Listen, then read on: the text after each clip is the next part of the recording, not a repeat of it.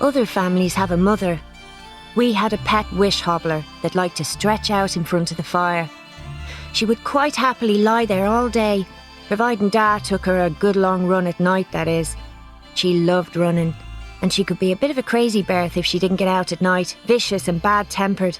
She terrified the neighbours and curdled the milk, shattered furniture and punched cavernous holes in walls. Standing on all fours, her solid square forehead was level with mine. Each of the 4 paws was as wide as my waist. She had to strain to get her huge body through the door. There wasn't a leash in the world could hold her. The wishhobbler was a souvenir from Da's time, fighting for the king. She'd been badly injured in some sort of accident. Her collision, Da called it. He rescued her and brought her home. We called her Ma, which Da said was short for malcontent headbanger because she was never happy or content.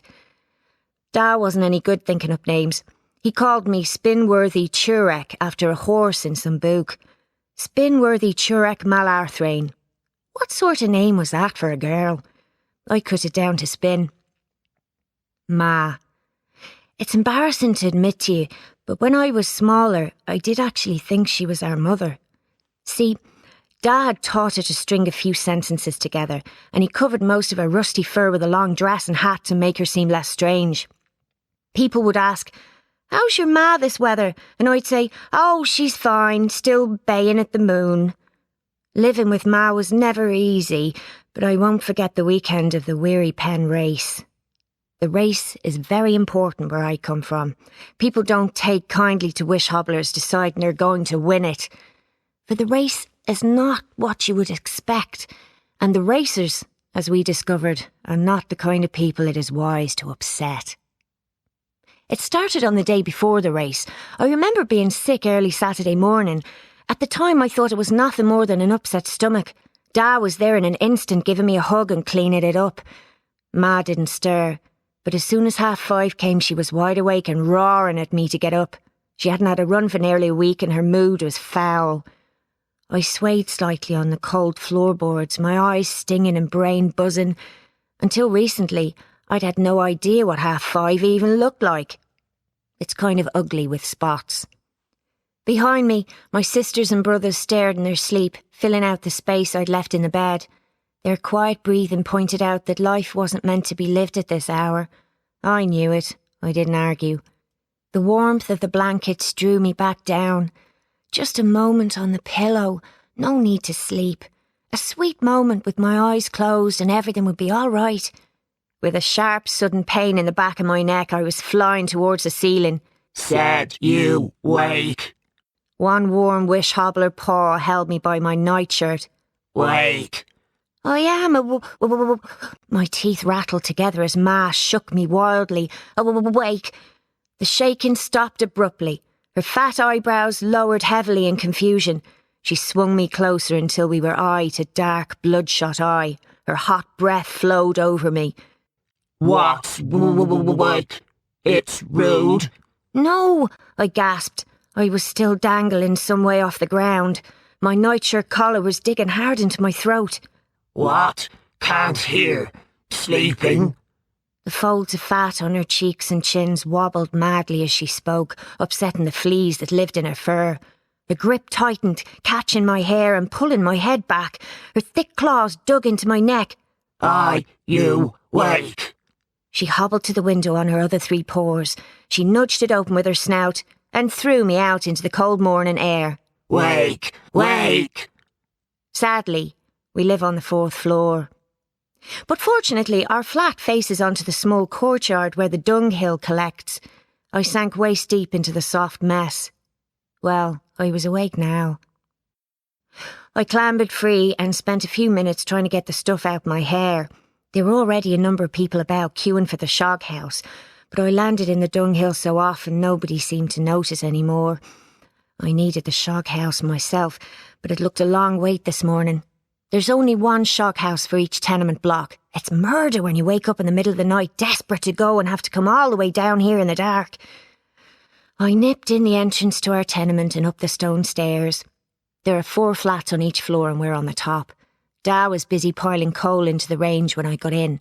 Ma was nuzzling into a plate of cold custard. Da looked up and gave me a huge grin. I used to think he was the cheeriest Da in all the world. He never stopped smiling. The truth is, his teeth are so big he can't help it. I suspect he stole them from a horse. He's quite a small man, not much taller than me. Although his hair hangs to his shoulders, the top of his head is a little bald, making him look like a half-sheared sheep. His nose is square and his eyes droopy and sad. He's rather shy and not sure how to talk to most people. He'll look at his feet and mumble as though afraid you'll laugh, get bored, or think what he's saying is nonsense. How he thought he could handle Ma, I've no idea. Perhaps she looked cute as a pup or a cub or whatever. "Morning," Da said. "The water's in the jug." Before going to bed each night, Da goes down to the tap in the wall beside the shog house. He fills a jug of water for us to get washed in the morning. Like everyone else's, our flat has only one room. There's Da's bed along the wall by the door, and ours on the opposite wall. In between there's a small table by the windows. Across from it is the range where we do all the cooking and in which the fire burns. So we wash in the corner, and it's usually a quick affair. What with the dung heap, I could have done with a proper scrubbing, but that involves filling the kettle several times downstairs, boiling it on the range and emptying the water into the tub. And of course, everyone takes turns in the bath to make good use of the water. So I did the best I could. Then I pulled on yesterday's skirt and pullover and waited for Da.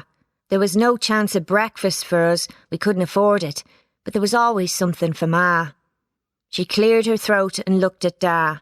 Ma's eyes were in the sides of her head, so she had to turn round at a funny angle to look at you. Her eyebrows clamped down in concentration. "Want, don't you?" The growls came out slowly, unsure. "And go, and She twisted round to catch my eye. need another word." It was easy to guess what she was saying. She had been saying it just about every morning this week. "Work. You don't want him to go to work today."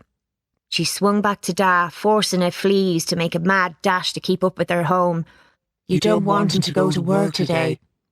He looked up nervously from lighting the range. "Don't you?" "Need and try race." She rattled her nails on the floorboards. "Need another word." "You want him to take you a practice run for the race. You need to get into training." Ma nodded. "What she said." Da crept to his feet. "Well, you don't really need to practice." "Think win." "The thing, is..." He shuffled back a few steps for safety. "They won't let you enter the race." Ma's fur bristled. "Ask." He wriggled his fingers anxiously. "No." 3 rats poked their noses out from behind the skirting board. "Said ask." Ma's nostrils flared, lifting the fur around her mouth, revealing yellow teeth. She flicked her claw, sending her bowl flying across the room onto Da's head. The rats watched as custard slid down his face and onto the floor. They scurried towards it and filled their bellies, luckier than me then. Ma bounded into Da's bed and buried herself under the covers. "Said ask," came her muffled voice. Da glanced worriedly at the clock. It didn't tick anymore because Ma cooked the insides last week. "We'll need to go soon," he whispered to me as he sneaked over to the bed. Cautiously, he stretched out an arm to pat the mountain under the covers. "There's no point in me, asking the racers. They won't let you enter." Getting braver, he sat gingerly on the edge of the bed. "It's a funny sort of race, you see. You, wouldn't be able to win it." Ma flew from under the covers, sending Da tumbling through the air. He bounced off the wall, and then she was on him, pinning his shoulders to the floor. "Win any and race," she roared. My younger sister Sayaz briefly opened her eyes. The others didn't stir. They'd long ago learned to sleep through the morning chaos. "Win any and race." "Not this one," whispered Da hoarsely. "I've, an idea. It's Saturday. I finish work at 12. After Spin and I have done the shopping, why don't we go for a run? And me and you can race Spin, and you can have some toffee." He awkwardly managed to raise a hand.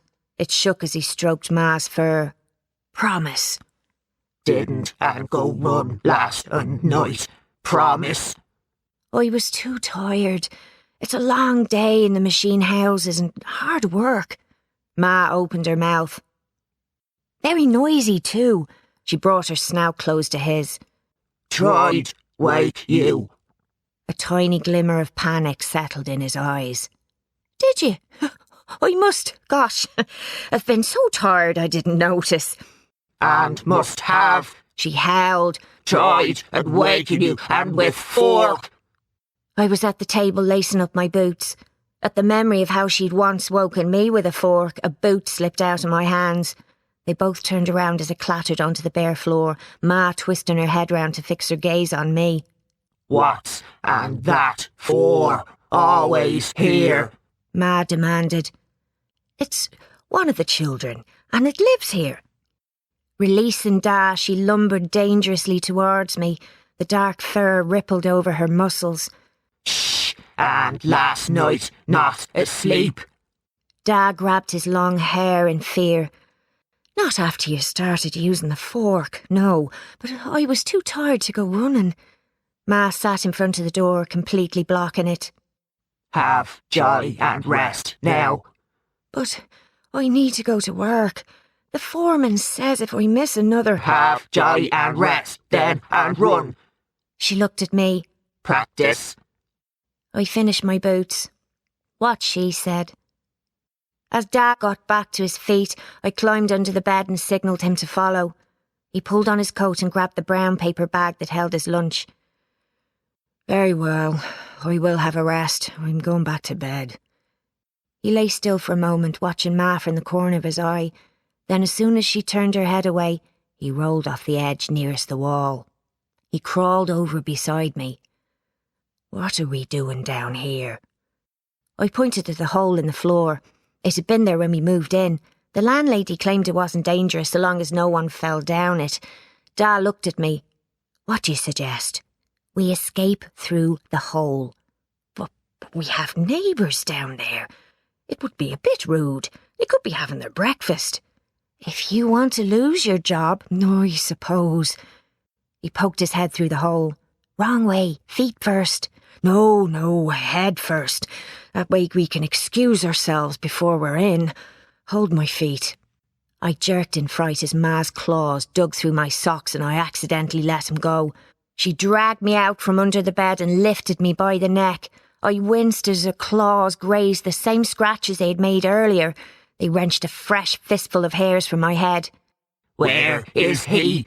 She demanded. I ignored the thump as he landed downstairs. I don't know. He just vanished. Maybe he's not been eaten enough. She threw me out the way and tried to squeeze under the bed, shoving and grunting with effort, lifting the heavy iron legs off the floor. I made for the door and ran down to the nearest landing. I was just in time to see Da, forcibly removed by the people below us, rolling down the next flight of stairs. I shook my head as I joined him on the ground floor. Nice try, but I think you'll find leaving by the window is still the quickest. From upstairs came the sound of floorboards snapping. I'll take your word for it, Da shrieked as we hurtled outside.